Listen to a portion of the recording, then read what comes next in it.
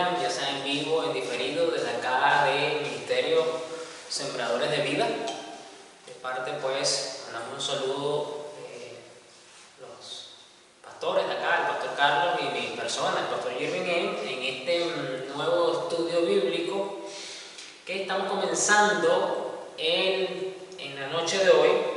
Acabamos de terminar uno bastante interesante que tiene que ver con precisamente el tema de cómo comprender la relación que tienen los judíos y los gentiles bajo el esquema de ser un solo pueblo, cómo fuimos hechos un solo pueblo y todo lo que esto implica.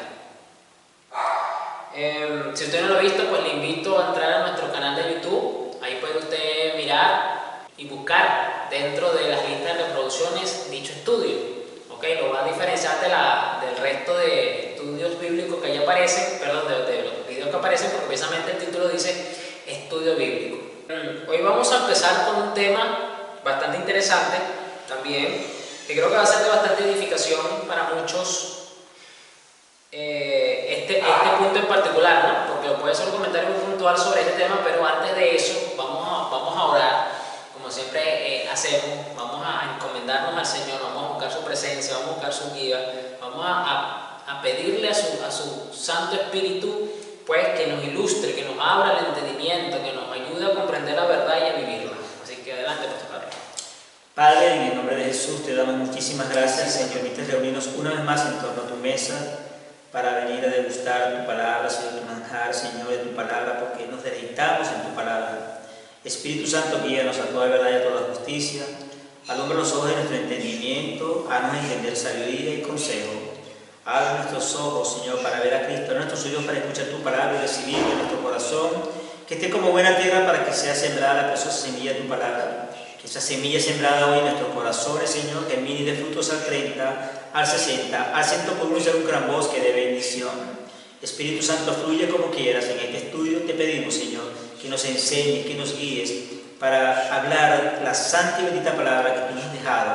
Gracias, Jesús, por haberlo logrado en la cruz. Gracias, Padre, por ser tan bueno. Te invitamos, Señor, en este lugar, en el nombre de Jesús. Amén y amén. Vamos a comenzar, como lo dice acá el título, estudio bíblico. Vamos a hablar un poco de lo que son los pactos de Dios. Esto a lo mejor a alguno le va a sonar familiar o le va a sonar cierto grado de conocimiento, debido pues a que hoy día la palabra pacto se escucha con cierta frecuencia en un buen sector de la iglesia, sobre todo referente a lo que son el ámbito del ámbito financiero, ¿no? Donde se enseña, donde se le dice al pueblo precisamente traiga su pacto, pacte con Dios, usted quiere tal cosa, pacte, haga un pacto. Básicamente esas son las palabras y los contextos en los que básicamente se usa con mucha frecuencia. Y así que digamos que no les extraña mucho la palabra, pero realmente ¿cuáles son estos pactos? Y si realmente hay algún pacto establecido en la relación que el hombre tiene con Dios, realmente hallamos esto. O sea, realmente vamos a ver qué nos dice la Escritura. Hoy, por ser el primero, vamos a ver la intro sobre este tema, ¿no? Para mirar qué nos dice la palabra, que si realmente hay o no hay un pacto de por medio y qué es lo que esto implica realmente, para poder comprender verdaderamente cuando nos hablen o cuando escuchemos dicha palabra pacto, realmente a qué se nos está refiriendo la Escritura con esto. Y yo quiero que decirle la palabra hebrea berit. Voy a colocar por aquí berit. Esto es hebreo.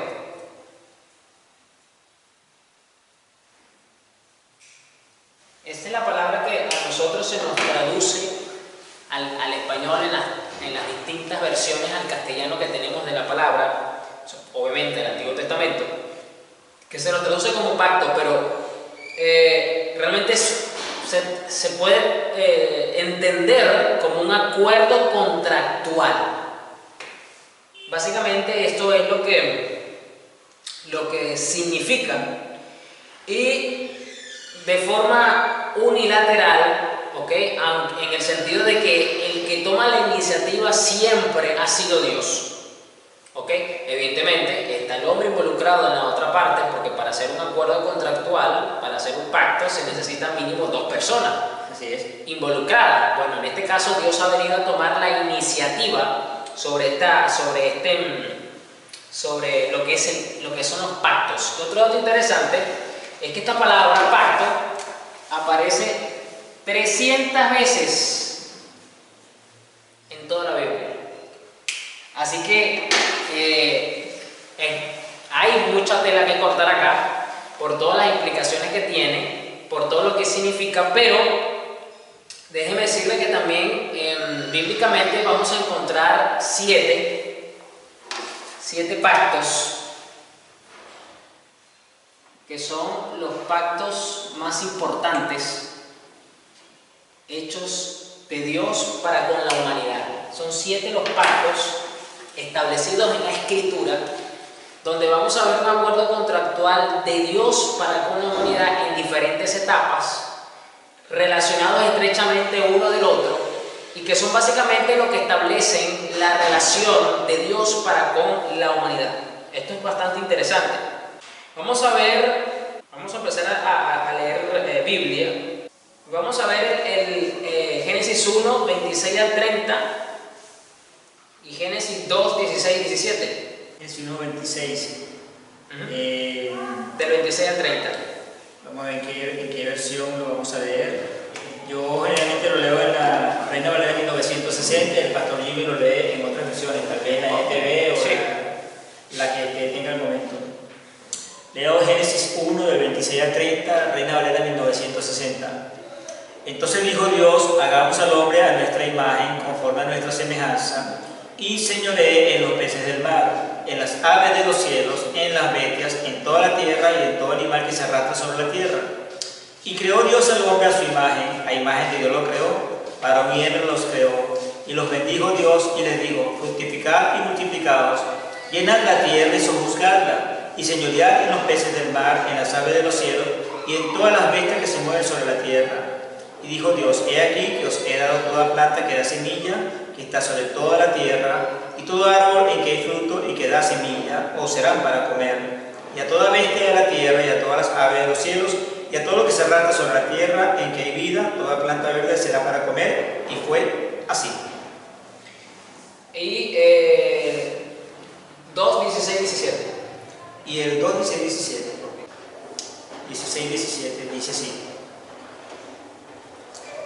y mandó Jehová Dios al hombre diciendo: de todo árbol del huerto podrás comer, mas del árbol de la ciencia del bien y del mal no comerás, porque el día en que de él comieres, ciertamente morirás. Bien, aquí vemos el primer acuerdo contractual, ¿ok?, que establece Dios con la humanidad. Dios crea todas las cosas, ya lo sabemos. Luego, pues en el 6º día crea al hombre, lo establece en el huerto y establece entonces lo que se conoce como el pacto edénico, ¿ok?, o en el periodo de la inocencia. ¿Por qué? Porque Adán y Eva estaban en un estado de perfecto estado, valga recordarse, espiritualmente, moralmente, había una inocencia, una pureza tremenda, y se delinean entonces las cláusulas de este contrato. ¿Cuáles eran las cláusulas? Estaba fácil, estaba sencillo, el hombre tenía deberes, ¿okay?, tenía responsabilidades. Dentro de esas deberes y responsabilidades, bueno, como ya lo acabamos de leer y de escuchar, que yo sé que usted ha leído bastante estos capítulos, estaba que Dios le ordenó la mayordomía y la administración de toda la creación. Y la única carga impositiva de este contrato que Adán tenía que cumplir estaba sencillita, yo la conocí. Puedes comer todas estas frutas, puedes hacer lo que tú quieras en el jardín del Edén, tienes que cuidarlo, pero solo no hagas esto. Ya usted sabe lo que ocurrió. Había millones y millones y millones de árboles, y digo, de ese único árbol no vas a comer. Exactamente. O sea, puedes comer lo que te guste, más si no te gusta algo no lo comas, porque tienes voluntad, tienes gustos particulares. Si quieres pasar todo el día comiendo patillas, ese es tu problema, no te va a caer mal la patilla. Porque estaba en un estado de perfección y su cuerpo estaba perfecto, así que no tenía estos problemas no iba a tener estos problemas de salud, no iba a tener ningún tipo de inconveniente. Así que Adán no tiene que cuidar tanto su régimen alimenticio, ¿ok? Pero una Una sola cosa no podía comer. Una sola. No sabemos cuánto tiempo tuvo de vigencia este pacto edénico, el primer pacto, porque la Biblia no nos dice cuántos años tenía Adán cuando pecó con Eva. No nos dice cuántos años tenía Adán cuando Dios crea a Eva. No nos dice tampoco el tiempo que transcurrió desde que Eva es creada hasta el capítulo siguiente, que es el capítulo de la caída en Génesis 3. Uno asume o pareciera asumir por lo directo del relato que pareciera que pasó poco tiempo, pero recordemos que en estos estados de perfección de los primeros seres humanos, de Adán y Eva, no es tomado en cuenta el tiempo porque ellos estaban en un estado de perfección y por lo tanto el tiempo no nos afectaba en el cuerpo como nos afecta hoy día. Es decir, ellos no envejecían, ellos no se iban a menos. Estaban en la gloria de Dios, la perfecta gloria de Dios. Estaban en un estado de inocencia y de perfección dentro del pacto. Por eso que en estos primeros capítulos, básicamente en estos primeros 3 capítulos, no percibimos el tiempo de forma cuantitativa. Es decir, no podemos calcular el tiempo en Génesis 1, aunque pastor, pero la Biblia nos dice en Génesis que en 7 días Dios creó todas las cosas. Claro, lo dice la palabra de Dios, para nosotros se nos traduce. Pero recuerde que la composición y la clasificación del tiempo que lo tenemos ahorita es algo relativamente moderno para nosotros. Aunque usted dirá, pastor, pero eso ya tiene muchos años. Sí es cierto, pero ¿cuántos años han pasado desde Génesis hacia nuestro tiempo? Miles de años. Entonces, el hecho es que en este primer pacto Dios establece un contrato. Dios establece un acuerdo contractual, como lo dice acá, y estaba establecido bajo este parámetro. Bien, esto lo vamos a poder ir viendo un poco mayor a profundidad, ¿ok? Porque cada uno de estos pactos es interesante estudiarlos con mucho más detenimiento.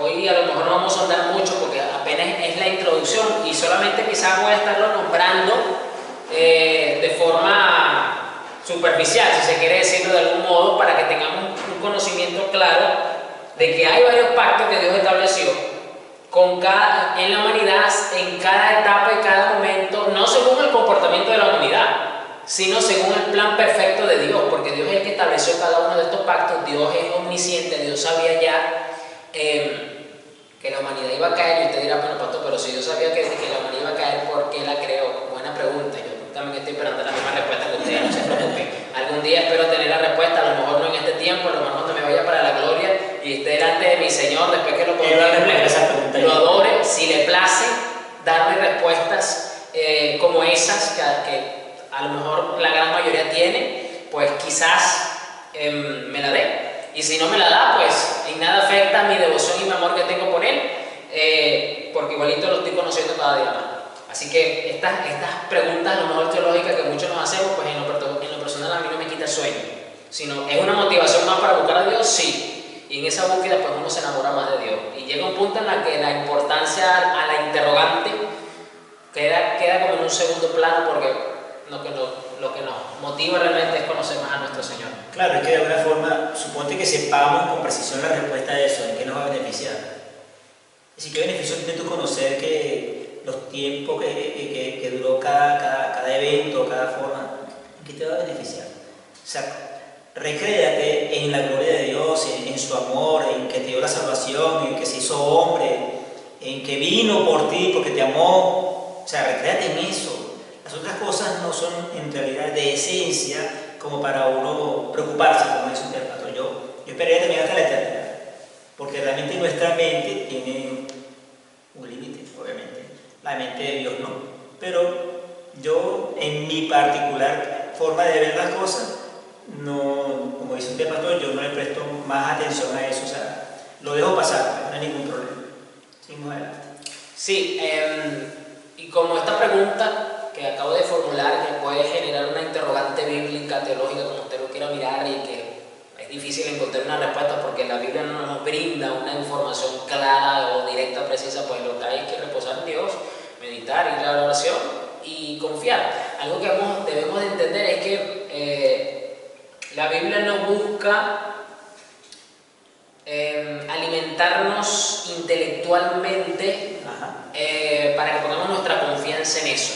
Es decir, si bien es cierto, la Biblia es la palabra de Dios, ¿okay? Nos da información valiosísima, que eso es la base para nuestra devoción, porque tú no puedes, si tú no entiendes algo correctamente, tú no lo vas a poder aplicar correctamente, ese es el principio.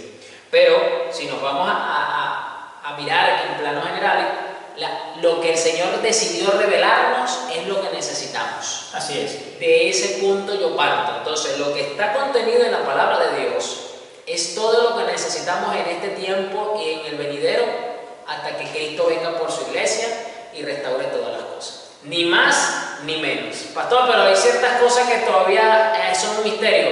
Le repito, si Dios no nos las quiso revelar como doctrina por medio de su palabra, es porque Él consideró que no era necesario. Esa es la realidad. Pero es que la historia bíblica es así, porque ciertamente hombres de Dios no han tenido otra revelación adicional, sino la que le fue necesaria hasta ese momento. Sella este libro, no lo abra sino hasta cierto tiempo, hasta que se te es permitido saber esta información, y más bien somos privilegiados nosotros que en esta época tenemos acceso a tanta información. En aquellos tiempos bíblicos ellos no tenían acceso a la información que la tenemos ahora. ¿Saben? Somos privilegiados de conocer mucha información que en el pasado nuestros hermanos no tuvieron ese acceso. Sí, esto es otro punto a favor. Si tomamos en cuenta la historia de la iglesia, la cristiandad pudo tener luz en la verdad bíblica fue a partir del siglo XV. Ya voy a explicar por qué, si usted no sabe este punto. Porque 500 años.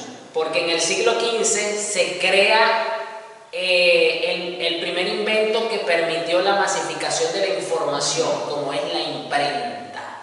En ese entonces no había internet, en ese entonces no había las redes sociales, no había nada de estos medios que gracias a Dios tenemos hoy día y que nos permiten acceder completa y rápidamente a muchísima información. En aquel entonces la cristiandad dependía de una cúpula religiosa que decía tener la administración totalitaria de la palabra de Dios de forma separada en pergaminos. Entonces la gente, como no tenía acceso, le tenía que creer a lo que esta cúpula decía, y si esta cúpula decía cualquier locura, pues el pueblo decía amén. Lastimosamente eso pasó así, literalmente como lo estoy diciendo. Luego que se crea la imprenta, al mismo nivel, digan ustedes si esto no es la mano de Dios metida en el asunto, fíjense.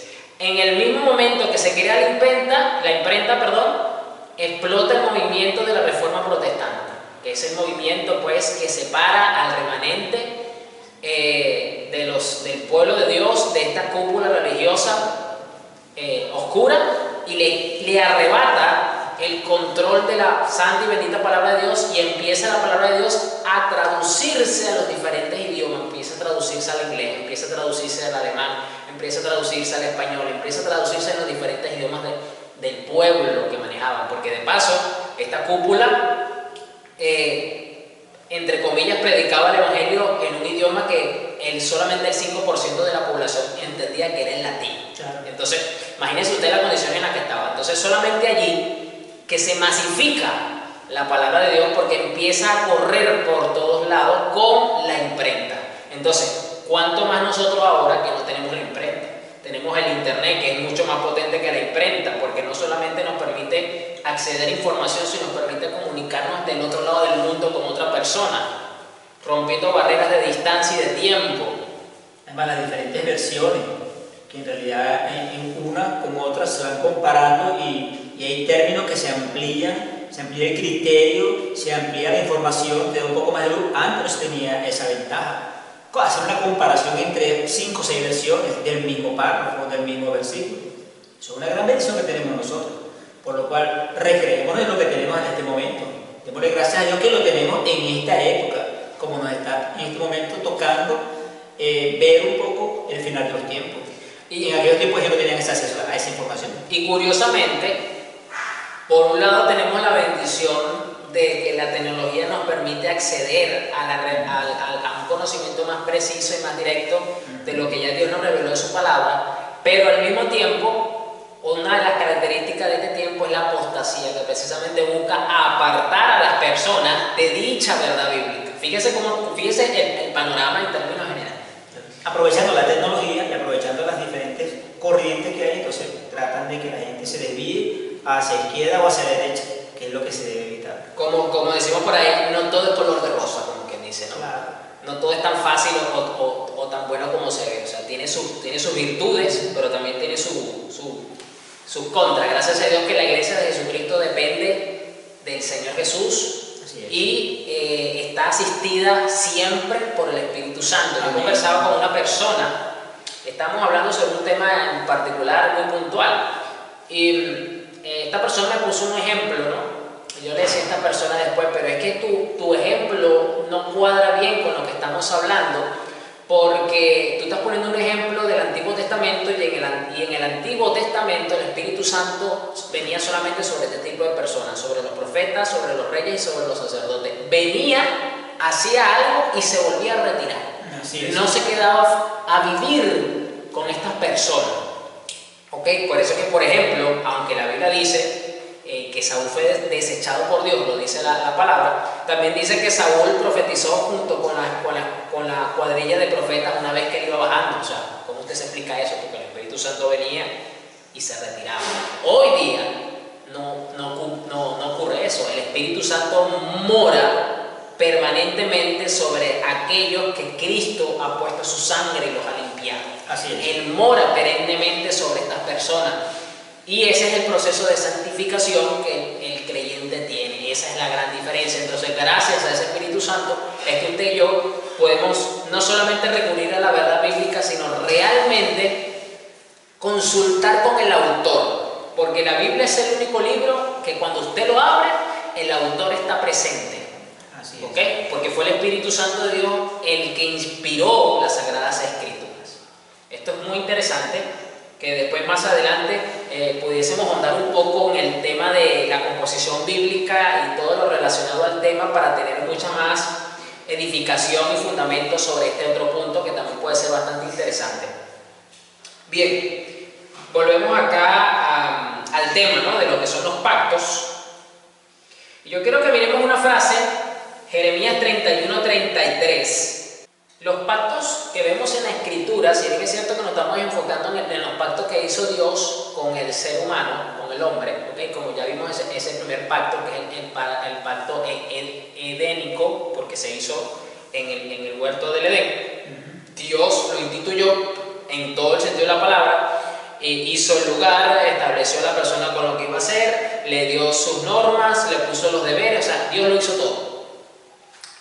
Aquí vemos una frase muy hermosa que dice... Bien, leemos Jeremías 31:33, Reina Valera 1960. Pero este es el pacto que haré con la casa de Israel después de aquellos días, dice Jehová. Daré mi ley en su mente y la escribiré en su corazón. Y yo seré a ellos por Dios y ellos me serán por pueblo. Aquí vemos de una forma resumida y directa el cómo Dios establece, entiende lo que es un pacto. Dios dice, yo seré su Dios y ellos serán mi pueblo. Aquí vemos una vez más la iniciativa divina haciendo este acuerdo contractual con el ser humano. Fíjese que usted se va a dar cuenta que en cada uno de los pactos principales e importantes que tienen que ver en relación directa entre la relación de Dios con el hombre, es Dios siempre el que pone el lugar, es Dios siempre el que toma la iniciativa, es Dios siempre el que establece las pautas, es el Dios siempre el que establece los derechos y los deberes de la otra parte. Esto es tremendo porque normalmente, como podemos ver varios ejemplos en la Escritura de hombres que hicieron acuerdos con otros hombres, precisamente entre ellos dos se ponen de acuerdo para hacer un pacto. Y legalmente hablando, es así. Entre hombres, sí. Entre hombres se supone que por lo menos tienen que estar de acuerdo con las cláusulas para poder firmar un documento contractual que establece la relación comercial, familiar, etcétera, la relación que haya de por medio. Las dos tienen que estar de acuerdo, no puede haber una coacción, no puede haber una obligación de la otra parte porque ya eso es algo ilegal. El fundamento es un acuerdo. Exactamente. En base a unas condiciones específicas. Por eso que siempre se recomienda, y si usted pues no lo sabe, pues tome este pequeño consejo rápido, antes de usted firmar algún tipo de documento, léalo. Sobre todo las letras pequeñitas, esas son creo que las más importantes de todo tipo de contrato que una pequeña recomendación. Sí, por experiencia propia puedo decirles que por lo general uno firma sin leer. Suele pasar eso. Yo el primero. Eso suele pasar sobre todo cuando estamos ante, por ejemplo, entes bancarios, ¿ok? Donde nos hacen firmar una cantidad de documentos. Por ejemplo, cuando uno abre una cuenta bancaria, uno le hace firmar una cantidad de documentos que, vamos a ser sinceros, en lo natural es tedioso leer todo eso. Vamos a ser sinceros, porque es mucha información y uno siente como que la presión de que la chica quiere terminar con tu trámite, tenés a otra persona atrás que va a ser atendida, entonces uno como que dice, bueno, no tengo tiempo de leerlo todo, y uno como que le da el voto de confianza a la entidad y uno firma, ¿no? Pero todo el mundo lo firma, entonces yo también lo voy a firmar. Exacto, también eso es un error que llaman craso, así que es un error muy garrafal, que no se debe cometer. Uno debe tomarse el tiempo para leer. Eso es normalmente lo que ocurre entre un acuerdo entre hombres, ¿ok? O entre instituciones de aquí de la tierra donde están involucrados hombres, evidentemente, porque aunque el banco es una figura financiera, hay hombres detrás de la entidad bancaria, ¿ok? Pero con Dios no ocurre así.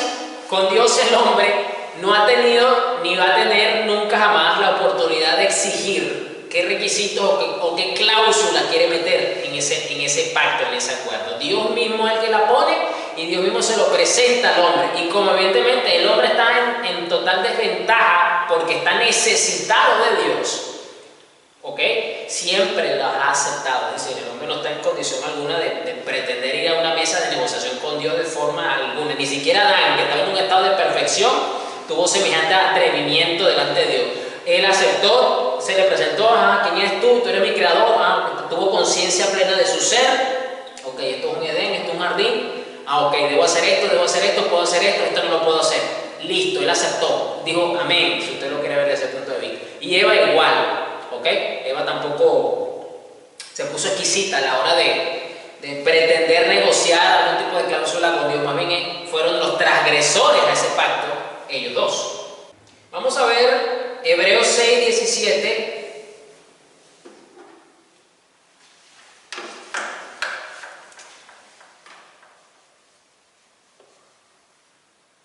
Hebreos 6:17. ¿Días de qué? Bien. ¿Qué nos dice? Hebreos 6:17, sigo leyendo Reina Valera 1960. Hebreos 6:17.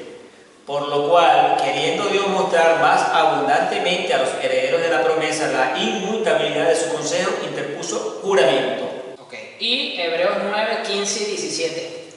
9. Sí. Así que por eso es mediador del nuevo pacto, para que interviniendo muerte para la remisión de las transgresiones que había bajo el primer pacto, los llamados reciban la promesa de la herencia eterna.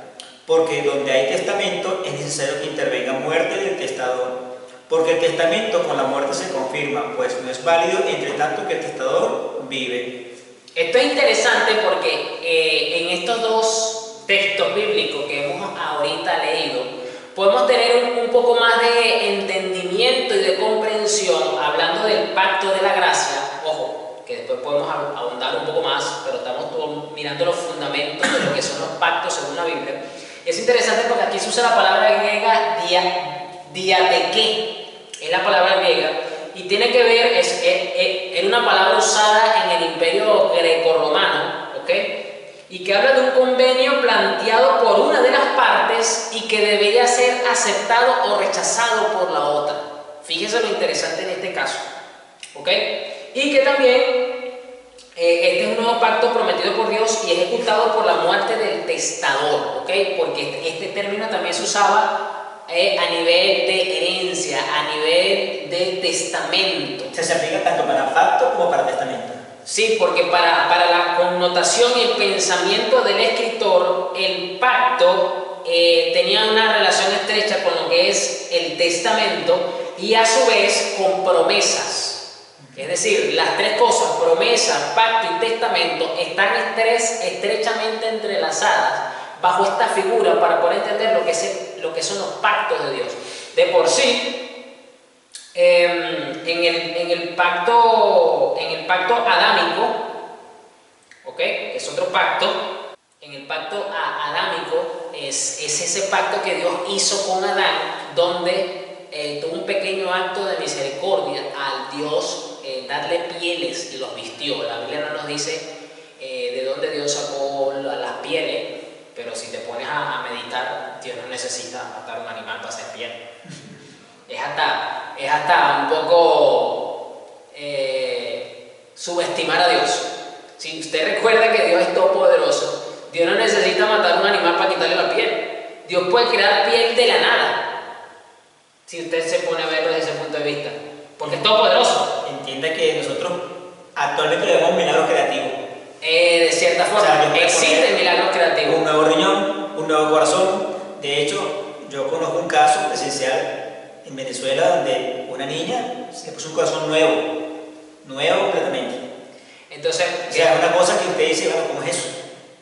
Sé que nosotros en nuestra condición humana somos seres racionales y buscamos tener una lógica que justifique los actos. Así somos, fuimos creados por Dios de esa forma. Pero recuerde que muchas veces Dios no se rige por las mismas leyes que Él creó. Es decir, Dios creó el espacio, Dios creó el tiempo, Dios creó la materia, sí, pero Dios no está obligado siempre a obrar según el tiempo, según la materia y según el espacio, porque Dios está por encima de estas cosas. Por eso Dios es eterno, no le afecta el tiempo. Por eso Dios es omnipresente, puede estar en todos lados. ¿Okay? Y Dios es espíritu, es inmaterial, así que la materia no le afecta. Entonces, cuando leemos en Génesis que Dios vistió a Adán y a Eva con pieles, inmediatamente nosotros empezamos, pero ¿de dónde Dios sacó las pieles? ¿Será que mató un animal? Sí. Iglesia, recuerden que precisamente por eso se lo estoy explicando. Dios no tenía en ese punto, Dios no tenía la necesidad de matar un animal. Ahora bien, ¿por qué se dice que Dios mató un animal? Porque en la Biblia se interpreta a sí misma y tiene una armonía teológica en todo el sentido de la palabra. Es decir, en la Biblia no hay contradicción misma. ¿Okay? Pueden haber errores de traducción según las diferentes versiones que leamos, ¿okay? Y sí existen, y por eso se van sacando luego de cierto tiempo versiones nuevas de una misma versión, porque lo que están es buscando corregir lo que el original dice, ¿okay? Son errores de traducción. Pero la fuente primaria y original es perfecta en sí misma y ha sido divinamente protegida a lo largo de tantos siglos. Bien, ¿qué quiero decir con esto entonces? Que bueno, que se deduce que Dios mató un animal para vestir, para cubrir la desnudez de Adán, tomando así una alegoría directa sobre el sacrificio de Cristo, de que Cristo como Cordero murió para vestirnos a nosotros de su justicia y de su santidad por medio de su sangre. Entonces, por eso se dice que de forma profética, alegórica, vemos ahí un pequeño vestigio del sacrificio de Cristo allí. Pero en el pacto adánico propiamente, lo vemos en Génesis 3, 16 y 19, un pasaje que estoy seguro que usted ya hasta, a lo mejor se lo sabe hasta de memoria, y usted puede saber de qué habla. 16 y 19, o hasta 19. Génesis 3, 16 y 19. 16 y 19, ok. Sigo leyendo Reina Valera 1960, Génesis 3, 16 y 19. A la mujer dijo, multiplicaré en gran manera los dolores en tus preñeces. Con dolor darás a luz los hijos y tu deseo será para tu marido, y él se enseñoreará de ti. Y al hombre dijo, por cuanto obedeciste la voz de tu mujer y comiste del árbol de que te mandé diciendo, no comerás de él, maldita será la tierra por tu causa, con dolor comerás de ella todos los días de tu vida. Espinos y cardos te producirá y comerás plantas del campo. Con el sudor de tu rostro comerás el pan hasta que vuelvas a la tierra, porque de ella fuiste tomado, pues polvo eres, al polvo volverás. Bien, aquí en estos 3 versos, que como le digo, yo sé que usted lo ha leído bastante, lo hemos leído bastante, vemos otro pacto dado por Dios a la humanidad. Fíjense cómo Dios toma nuevamente, Dios viene hacia la otra parte y establece el acuerdo contractual. Y si usted lo compara evidentemente con el primer pacto edénico, este es totalmente diferente. ¿Ok? Porque las cláusulas cambiaron. Dios no cambió, pero la otra parte sí cambió debido a que no pudo cumplir o había decidido no cumplir con el acuerdo, con el pacto que se le había establecido, y entonces vienen otras cláusulas que alteran totalmente la vida de la humanidad, que ya usted la conoce. Ahí entra en juego la maldición, entra en juego los dolores directamente propios de la mujer. viene una declaración profética de parte de Dios mismo y que sienta las bases para el camino hacia el Calvario, porque viene Dios y dice: tú le vas a adherir el talón, pero Él te va a pisotear, te va a pisar la cabeza y te va a eliminar.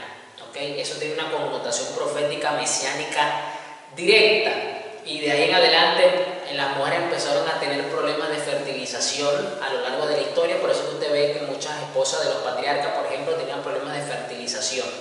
¿Okay? Pero por causa de la palabra dada por Dios, ahí mismo en ese pacto establecido, estas mujeres dieron a luz. ¿Por qué? Porque por esa línea, por esa línea de esas mujeres que eran fértiles, tenía que venir el Mesías anunciado. ¿Okay? Entonces no podían quedarse en infertilidad, tenían que tener descendencia para que continuase y llegase hasta la cruz del Calvario. Entonces aquí vemos cómo Dios establece el pacto para con la humanidad y rige ese pacto hasta el día de hoy con consecuencias. Solo que los que estamos en Cristo, en este otro pacto, ¿okay? Entre el pacto de la gracia, se minimiza, ¿okay? Escucha bien, se minimiza las consecuencias del pacto adámico. ¿Por qué? Porque Dios le dice a Adán, por ejemplo, que ahora no se te va a hacer fácil comer, ahora vas a tener que trabajar la tierra y vas a tener que ganarte el pan con el sudor de tu frente.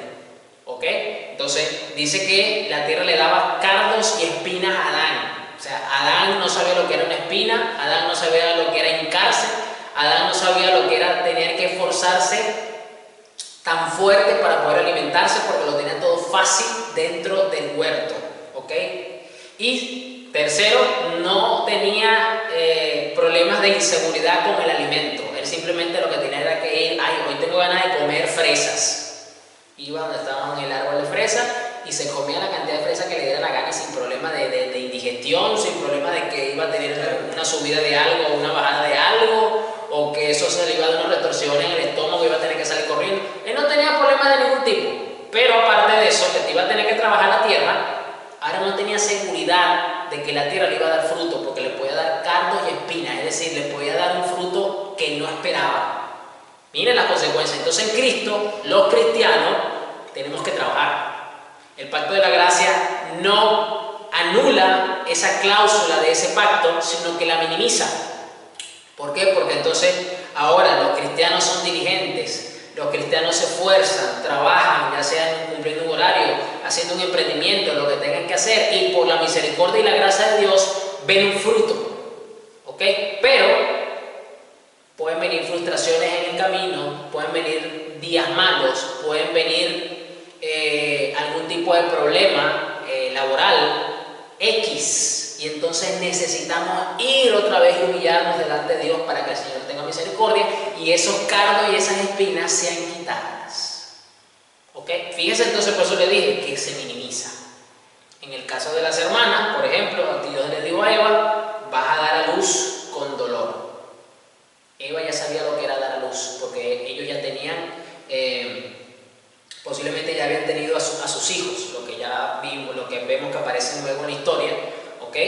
Pero como le digo, como no tenemos cómo medir el tiempo en los 3 primeros capítulos, es difícil sacar estas cuentas. Pero el hecho que estas palabras a Eva no le resultaron tan extrañas, entendió lo que era el parir, y dice que lo iba a hacer con dolor, indicando esto que Eva no le iba a doler dar a luz.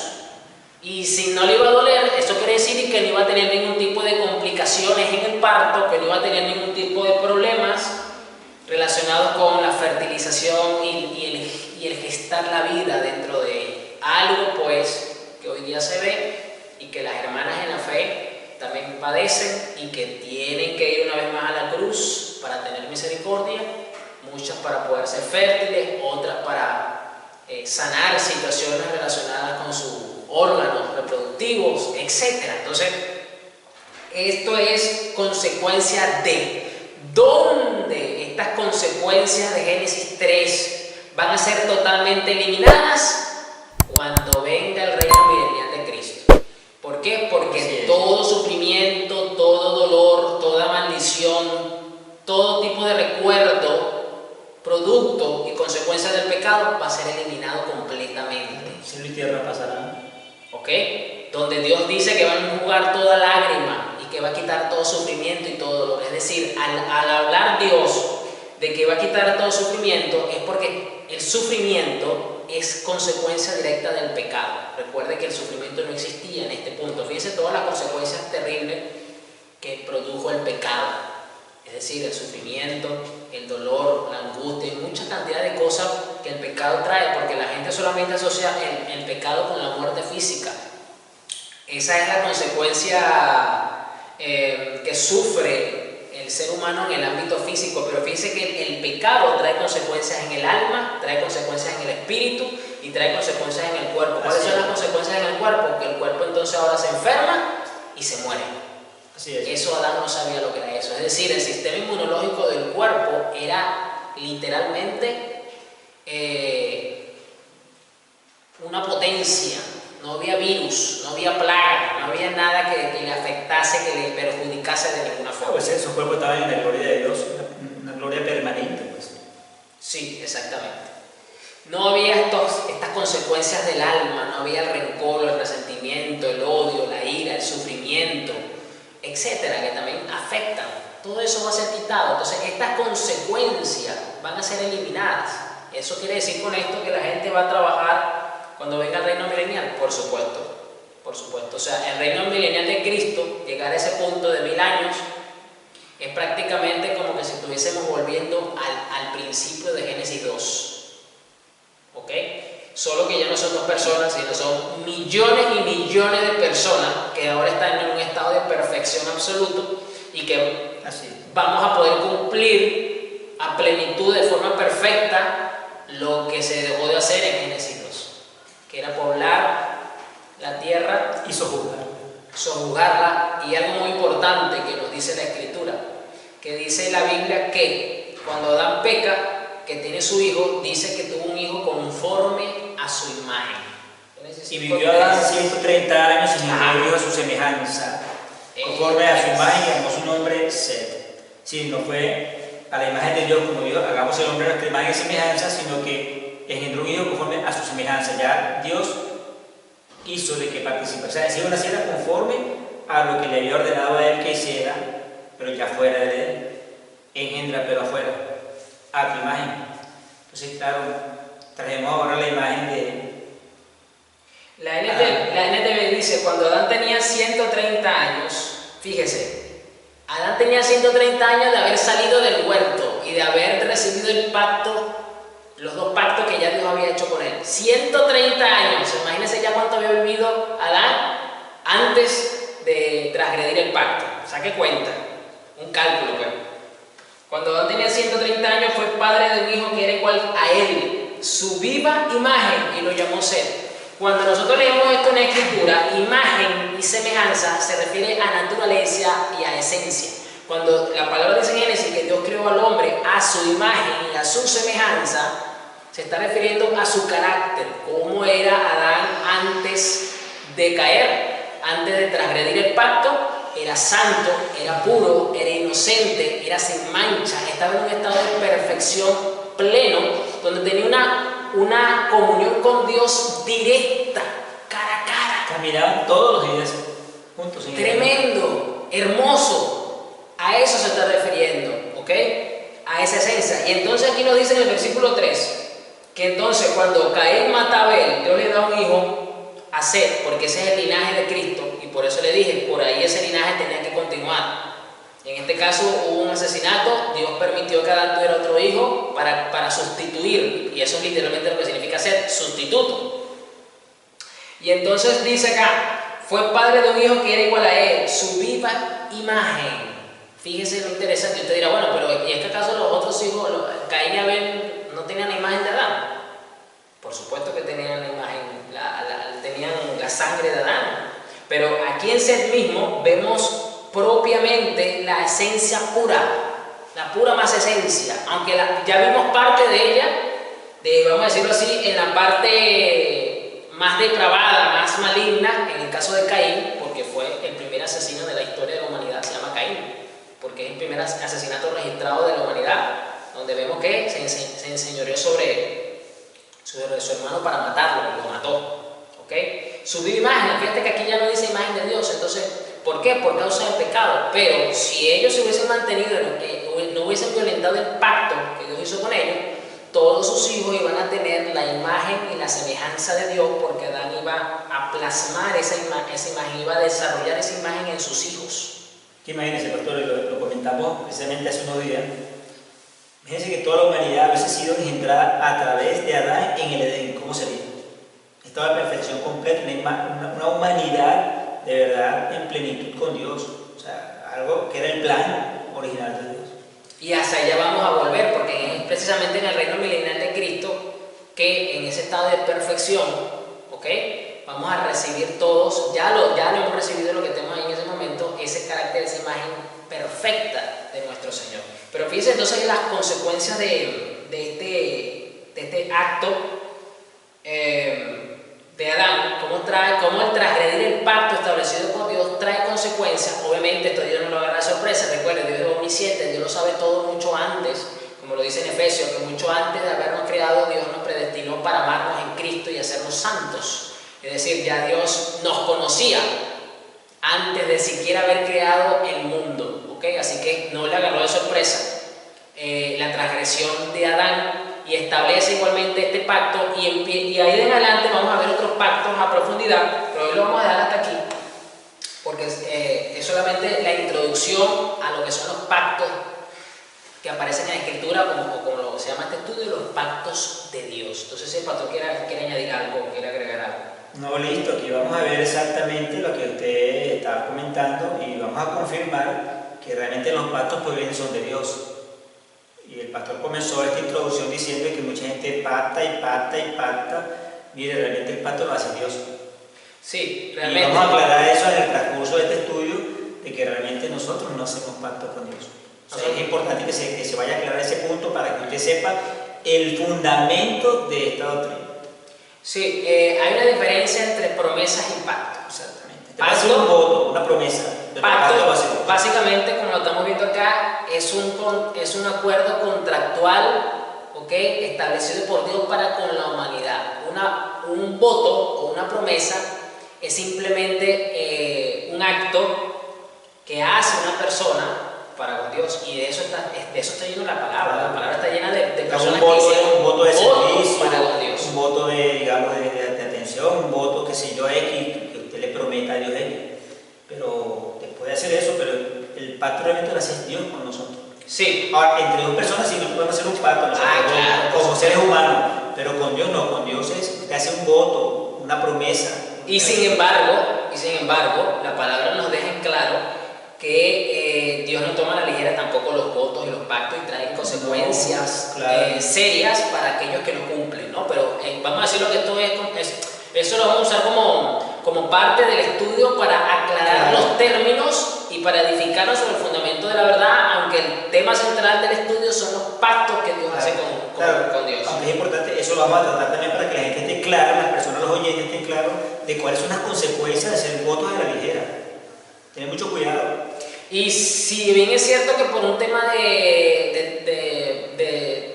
terminología pudiese sonar como un sinónimo, voto, pacto, bueno, pastor, es lo mismo, entonces no importa que yo haga un pacto con Dios, pues precisamente por esa falta de entendimiento que se asuma uno como lo otro, pero la Biblia nos deja en claro, inclusive desde los idiomas originales, que no es lo mismo, y por eso la importancia de entender estas cosas, que hoy fue la introducción.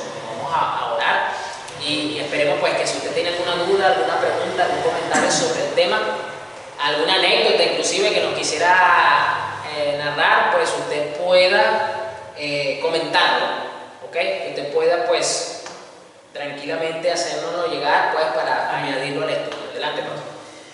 Padre amado, muchísimas gracias porque nos has permitido, Señor, en este momento hablar tu santa y bendita palabra. Gracias, Padre. Gracias, Espíritu Santo, por guiarnos a toda verdad y a toda justicia. Gracias, Señor, porque tú eres el que alumbra nuestro entendimiento para recibir esta enseñanza como una forma clara que tú nos estás manifestando, tu santa palabra, para que la escudriñemos en profundidad, para ser libres, Padre. Pero cuando hacemos la verdad nos hace libres, Señor. Que Queremos ser libres de cualquier falsa doctrina, de cualquier falsa información, de cualquier información inexacta. Queremos saber la información exacta que nos quieres dar porque amamos tu palabra, amamos hacer tu obra y tu voluntad y te bendecimos por todo eso. Te damos gracias, Señor. Que cada persona que esté escuchando este video, Señor, pueda ser bendecida con esta enseñanza. Aún nosotros mismos somos los primeros bendecidos porque el que enseña aprende. Gracias, Señor. Te damos gloria, honra y te pedimos, Señor, que a lo largo de todo este estudio podamos recibir, Señor, esta enseñanza y la atesoremos en nuestro corazón con letras de oro sean escritas en nosotros, porque amamos tu palabra. En el nombre de Jesús, amén y amén. Amén. Dios me lo bendiga. Nos vemos el próximo martes.